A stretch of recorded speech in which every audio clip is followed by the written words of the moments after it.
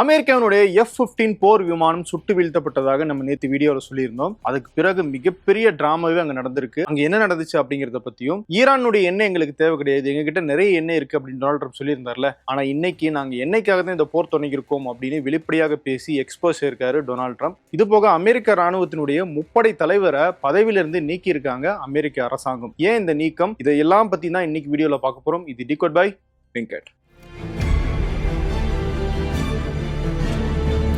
வீடியோக்குள்ள போறதுக்கு முன்னாடி இந்த கிளிப்பிங்க பாத்துருங்க. They have no anti-aircraft equipment.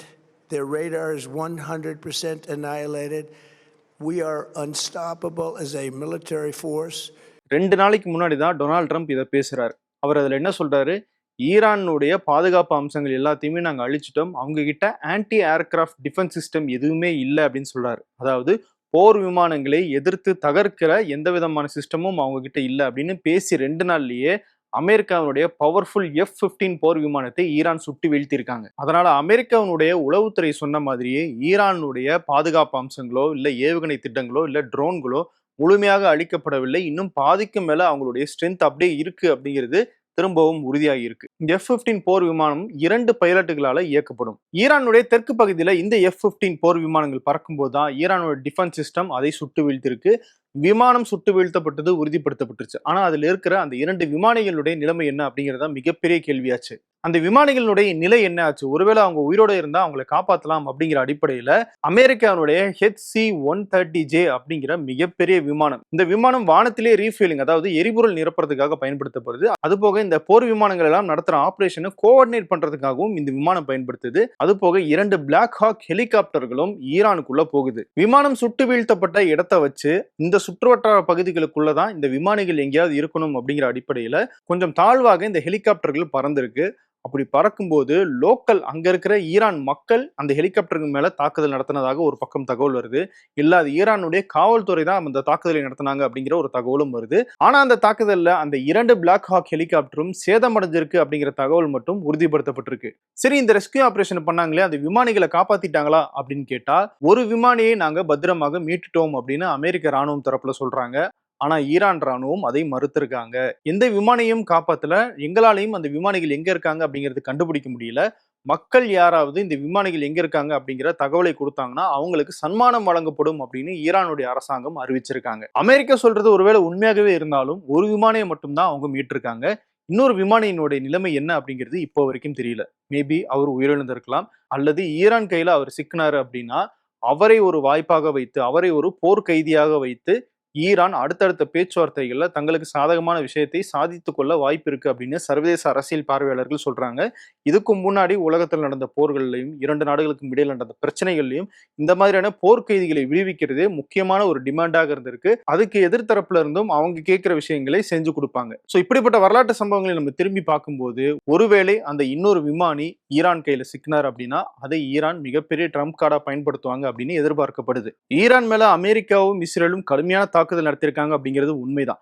ஈரானுடைய சுப்ரீம் லீடர் அலி கமேனி வரைக்கும் கொண்டு இருக்காங்க. இருந்தாலும் ஈரானுக்கு இந்த F-15 F-35 அப்படிங்கிற 2 அமெரிக்காவினுடைய போர் விமானங்களை சுட்டு வீழ்த்தியது மிகப்பெரிய பலமாக பார்க்கப்படுது. அதே நேரம் அமெரிக்காவுக்கு இது பின்னடைவாகவும் சர்வதேச அளவுல பார்க்கப்படுது. இந்த தாக்குதல் மட்டும் கிடையாது, மேலும் சில போர் விமானங்களையும் அமெரிக்கா தரப்புல இருந்து ஏவப்பட்ட ஏவுகணைகளையும் ட்ரோன்களையும் சுட்டு வீழ்த்திருக்கிறதாக ஈரான் தரப்புல இருந்து சொல்லியிருக்காங்க. ஆனா இதை அமெரிக்கா தரப்புல இருந்தோ இல்ல சர்வதேச ஊடகங்கள் தரப்புல இருந்தோ இன்னும் நம்மளால உறுதிப்படுத்த முடியல. இப்படிப்பட்ட பின்னடைவை அமெரிக்கா சந்திச்சுட்டு இருக்கும்போது அமெரிக்கனுடைய சீஃப் ஆஃப் டிஃபென்ஸ் ஸ்டாஃப், அதாவது முப்படைகளுடைய தலைமை தலைவர் ராண்டி ஜார்ஜை பதவி நீக்கம் செஞ்சிருக்காரு பீட் ஹெக்ஸட், அதாவது டிபார்ட்மெண்ட் ஆஃப் வார்னுடைய செக்ரட்டரி. அது மட்டும் இல்ல, மேலும் சில முக்கியமான ராணுவ அதிகாரிகளை பீட் ஹெக்ஸட் பதவி நீக்கம் செஞ்சிருக்காரு. ஏன் இந்த பதவி நீக்கம் அப்படின்னு அமெரிக்க ஊடகங்கள் சொல்றாங்கன்னா, பீட் ஹெக்ஸத்துக்கும் ராண்டி ஜார்ஜுக்கும் இடையில சில வாக்குவாதம் நடந்திருக்கு. குறிப்பா பீட் ஹெக்ஸட் ராணுவ அதிகாரிகளுக்கு ப்ரொமோஷன் கொடுக்கறதுல பாரபட்சம் பாக்குறாரு அப்படின்னு சொல்றாங்க. அதாவது கருப்பினத்தவர்களுக்கு ப்ரொமோஷன் கொடுக்காமையும் வெள்ளை இனத்தவரா இருந்தாங்கன்னா அவங்களுக்கு ப்ரொமோஷன் கொடுக்கறது அப்படின்னு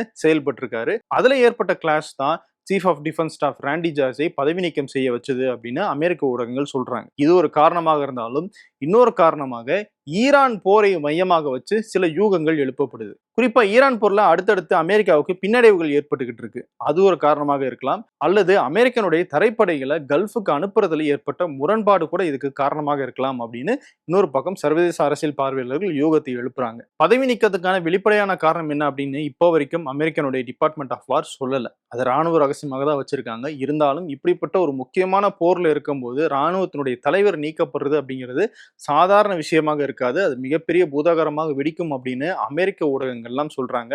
அது என்ன காரணம் அப்படின்னு தீவிரமாக விசாரிச்சுக்கிட்டு இருக்காங்க. 2 நாளுக்கு முன்னாடி டொனால்ட் ட்ரம்ப் பேசும்போது என்ன சொன்னாரு?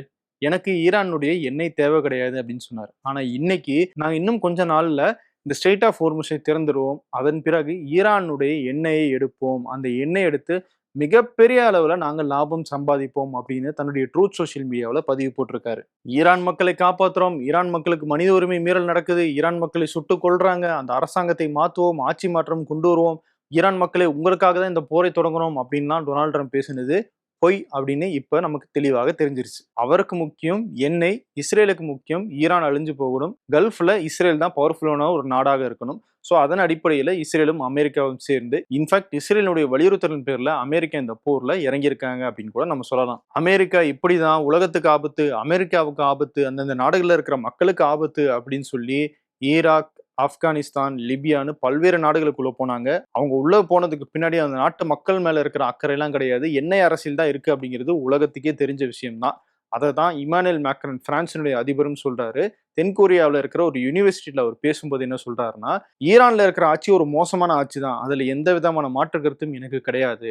ஆனா பிரச்சனையை நம்ம தீர்க்கணும், அச்சுறுத்தலை நம்ம சரி பண்ணணும் அப்படின்னா அதுக்கு நம்ம உட்கார்ந்து தான் பேசணுமே தவிர இந்த மாதிரி தாக்குதல் நடத்துறதும் ஈரான் மேல போர் தொடுக்கிறதும் சரியான முடிவு கிடையாது. நல்லா யோசிச்சு பாருங்க, ஆப்கானிஸ்தான், ஈராக், லிபியா இதுக்குள்ளெல்லாம் போய் தாக்குதல் நடத்தணும். ஆனா என்ன முடிவு அதுல இருந்து கிடைச்சிச்சு? 20 ஆண்டுகளாகியும் நம்மளால அதுல எந்த விதமான ரிசல்ட்டையும் கொடுக்க முடியல. ஈரான்ல ஆட்சி மாற்றம் வேணும்னா அது அவங்களுடைய மக்களே பண்ண வேண்டியது, அவங்களே வெகுண்டெழுந்து அதை பண்ணுவாங்க, நம்ம அதை செய்ய வேண்டிய தேவையில்லை அப்படின்னு திரும்பவும் இந்த போர் ஒரு தவறான போர் அப்படின்னு இமானுவேல் மேக்ரன் பதிவு பண்ணியிருக்காரு. Iran is a very bad regime. No discussion about that. I disagree with them on a lot of topics.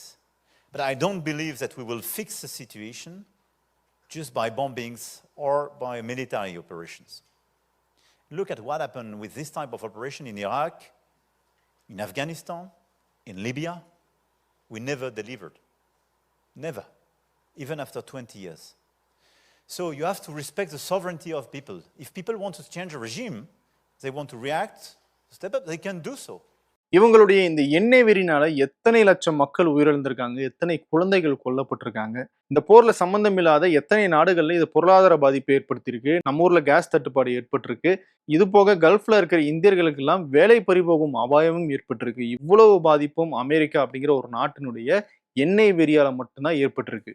நீங்க நல்லா நோட் பண்ணீங்கன்னா கடந்த ஒரு வாரமாக ஈரான் தரப்புல இருந்து வர தாக்குதல் அப்படிங்கிறது தீவிரம் அடைஞ்சிருக்கு. இதுக்கிடையில அமெரிக்கா தரப்புல இருந்து ஈரான் கிட்ட 48 மணி நேரம் தாக்குதல் நிறுத்த ஒப்பந்தம் போடுவோம், சீஸ்ஃபயர் போடுவோம் அப்படின்னு சொல்லி ஒரு கோரிக்கை வைக்கப்பட்டதாகவும் அதை ஈரான் நிராகரித்து விட்டதாகவும் ஈரானுடைய அதிகாரப்பூர்வ ஊடகமான ஃபார்ஸ் நியூஸ் வந்து தகவல் வெளியிட்டு இருக்காங்க.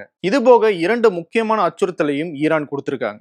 ஒன்னு, யுஏஇல இருக்கிற ஸ்டார்கேட் அப்படிங்கிற உலகின் மிகப்பெரிய ஏஐ டேட்டா சென்டர். அமெரிக்காவுக்கு வெளியே மிகப்பெரிய முதலீட்டுல அமெரிக்கனுடைய ஓப்பன் ஏஐ, என்விடியா போன்ற பல்வேறு நிறுவனங்கள் சேர்ந்து உருவாக்குறது தான் இந்த டேட்டா சென்டர். குறிப்பா ஜப்பானுடைய சாஃப்ட் பேங்க் இதுல முதலீடு பண்ணியிருக்காங்க, யுஏஇனுடைய G42 இதுல முதலீடு பண்ணியிருக்காங்க. மிகப்பெரிய ப்ராஜெக்டாக டொனால்ட் ட்ரம்பால இது அறிவிக்கப்பட்டு தொடங்கி நடந்துகிட்டு இருக்கு. 2026 இதனுடைய செயல்பாடு தொடங்கிரும் அப்படின்னு சொல்லி அறிவிச்சிருந்தாங்க. குறிப்பா இதனுடைய பவர் கன்சம்ஷன் மட்டுமே 1 ஜிகாவாட் அளவுக்கு இருக்கும் அப்படின்னு சொல்றாங்க. அப்போ அவ்வளோ பிரம்மாண்டமான ஒரு ஏஐ டேட்டா சென்டராக இதை உருவாக்க திட்டமிட்டு இருந்தாங்க. ஒருவேளை அமெரிக்கா ஈரானுடைய மின் உற்பத்தி திட்டங்கள் மேல தாக்குதல் நடத்தினாங்க அப்படின்னா நாங்க பதிலுக்கு இந்த ஸ்டார்கேட் ஏஐ டேட்டா சென்டரை தாக்குவோம் அப்படின்னு IRGC படை வீடியோ வெளியிட்டு இருக்காங்க. குறிப்பாக எங்களுடைய பார்வையில இருந்து எதுவுமே தப்பாது அப்படிங்கிற வகையில ஒரு வீடியோவையும் வெளியிட்டிருக்காங்க. در صورت عملی شدن تهدیدات آمریکا در خصوص نیروگاه‌های ایران بلافاصله اقدامات تنبیهی انجام خواهد شد. همه نیروگاه‌های برق، زیرساخت‌های انرژی و فناوری اطلاعات رژیم صهیونیستی و شرکت‌های مشابه در منطقه که سهامدار آمریکایی دارند به طور کامل تخریب خواهند شد.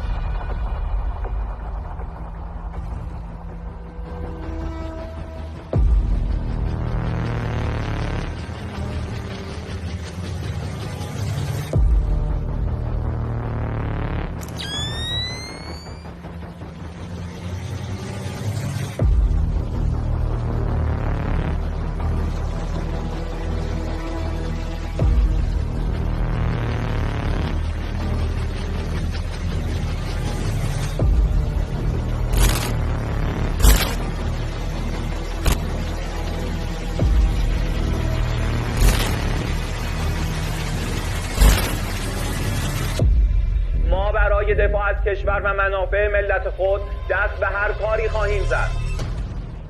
ஏற்கனவே பஹ்ரைன்ல இருக்கிற அமேசான் நிறுவனத்தினுடைய கிளவுட் கம்ப்யூட்டிங் சென்டரை ஈரான் அடிச்சு தாக்கியிருக்காங்க. அந்த நிறுவனம் இப்போ அங்கே செயல்படாத நாங்கள் எங்களுடைய ஊழியர்கள் எல்லாம் வெளியேற்றிட்டோம் அப்படின்னு சொல்லியிருக்காங்க. இப்போ இந்த ஸ்டார்கேட் டேட்டா சென்டரை குறி வச்சிருக்காங்க. இதனுடைய பின்விளைவு என்னவாக இருக்கும்னா, கல்ஃப் நாடுகள்ல இதுக்கப்புறம் தொழில்நுட்பம் சார்ந்த முதலீடுகள் வர்றது அப்படிங்கிறது குறையும். குறிப்பா UAE என்ன சொல்லியிருக்காங்க, நாங்க AI தொழில்நுட்பத்துல மிகப்பெரிய நாடாக வளரணும் அப்படின்னு அறிவிச்சிருக்காங்க 2031க்குள்ள. அப்படி இருக்கும்போது இந்த மாதிரியான தாக்குதல் நடந்துச்சு அப்படின்னா அது UAE பொருளாதாரத்துக்கு மிகப்பெரிய பாதிப்பு. கல்ஃப்ல இந்த மாதிரியான தொழில்நுட்பம் இனி வருமா, முதலீடுகள் வருமா அப்படிங்கிறது மிகப்பெரிய கேள்விக்குறியாக மாறும். ஸோ ஒரு வகையில பார்த்தோம்னா ஈரான் இதை ஒரு ஏசிமெட்ரிக் வாராக மாத்திக்கிட்டு இருக்காங்க அப்படிங்கிறது நமக்கு தெளிவாக தெரியுது. ஏசிமெட்ரிக்னா என்ன? அமெரிக்காவும் இஸ்ரேலும் ஈரானுடைய எண்ணெய் உற்பத்தி மையங்கள் மேல, ஈரானுடைய தீவுகள்ல, ஈரானுடைய மருத்துவமனைகள்ல, ஈரானுடைய மின் உற்பத்தி மையங்கள் மேல தாக்குதல் நடத்தினாங்க அப்படின்னா பதிலுக்கு அமெரிக்கானுடைய அதே இலக்குகளை தாக்காம அமெரிக்காவுக்கும் இஸ்ரேலுக்கும் மற்ற கல்ஃப் நாடுகளுக்கும் எது ரொம்ப மதிப்புமிக்க விஷயமாக இருக்கோ, மதிப்புமிக்க தொழிலாக இருக்கோ, எதுல முதலீடு அதிகமாக செஞ்சிருக்காங்களோ அந்த நிறுவனங்கள் மேல, அந்த உட்கட்டமைப்பை நோக்கி தாக்குதல் நடத்துறது அப்படிங்கிறது தான் ஏசிமெட்ரிக் வார் அப்படின்னு சொல்லுவாங்க. இதை இன்னும் சிம்பிளா சொல்லணும்னா, அமெரிக்காவும் இஸ்ரேலும் ஈரான் மேல நடத்துற தாக்குதல்ல இழப்பென்னவோ ஈரானுடைய அரசாங்கத்துக்கு. ஆனா ஈரான் நடத்துற தாக்குதல்ல இழப்பென்னவோ அமெரிக்க அரசாங்கத்துக்கு மட்டும் கிடையாது, அமெரிக்க நிறுவனங்களுக்கும் சேர்த்து தான் வருது. அதனால அமெரிக்காவில் இருக்கிற அந்த பிஸ்னஸ் லாபியுமே அமெரிக்க அரசாங்கத்துக்கு ஒரு அழுத்தத்தை கொடுப்பாங்க. இதுக்கப்புறம் கல்ஃப்ல இந்த மாதிரியான முதலீடுகள் வருமா அப்படிங்கிற அச்சுறுத்தலும் ஏற்பட்டிருக்கு. அப்படிங்கனால கல்ஃப் நாடுகளுக்கும் இது அழுத்தத்தை ஏற்படுத்தும் அப்படிங்கிற ஸ்ட்ராட்டஜியை தான் இன்னைக்கு ஈரான் பயன்படுத்திட்டு இருக்காங்க. ஈரானை பொறுத்த வரைக்கும் அவங்களுடைய பொருளாதார பிரச்சனைகள் அப்படிங்கிறது புதுசு கிடையாது. ஏற்கனவே பொருளாதார தடைகள் இருக்கிறதுனால அவங்க பொருளாதார பிரச்சனைகளை சந்திச்சுட்டு தான் இருக்காங்க. இன்ஃபேக்ட் ஈரான் கல்வீட்டில் இருக்காங்க. ஆனால் கல்ஃப் நாடுகள் அப்படி கிடையாது, கண்ணாடி வீட்டில் இருக்காங்க. கல்வீட்டில் இருந்து ஒரு கல்லை கண்ணாடி வீட்டில் அடித்தோம் அப்படின்னா அந்த கல்ஃப் நாடுகளுக்கு தான் மிகப்பெரிய பாதிப்பு. ஸோ அந்த ஸ்ட்ராட்டஜியை ஈரான் ரொம்பவே தெளிவாக கொஞ்சம் கொஞ்சமாக காய் நகரத்தில் செஞ்சுட்டு இருக்காங்க. ரெண்டாவது அச்சுறுத்தல் ஒரு சிக்னலாக நம்ம எடுத்துக்கலாம். ஈரானுடைய நாடாளுமன்ற சபாநாயகர் MD கலீப் அவரே ஒரு ட்வீட்டை போட்டிருக்காரு. அதுல என்ன சொல்லியிருக்காருன்னா, பாபல் மண்டப் ஸ்ட்ரீட், அதாவது செங்கடல் பகுதியில் இருக்கிற ஸ்ட்ரெய்ட் ஆஃப் ஹோர்முஸ் மாதிரியான ஒரு குறுகிய பகுதி, அது ஏமன்ல இருக்கிற ஹவுதிகளுடைய கட்டுப்பாட்டுல இருக்கு. அந்த பாபல் மண்டப் ஸ்ட்ரீட் வழியாக எத்தனை கப்பல்கள் போகுது, எவ்வளவு வர்த்தகம் நடக்குது, யாருக்காவது தெரியுமா அப்படின்னு ஒரு கேள்வியை கேட்டிருக்காரு. இது மறைமுகமாக அடுத்த எங்களுடைய இலக்கு அந்த பாபல் மண்டப் ஸ்ட்ரீட் தான் அப்படின்னு சொல்ற மாதிரி இருக்குன்னு சர்வதேச அரசியல் பார்வையாளர்கள் பாக்குறாங்க.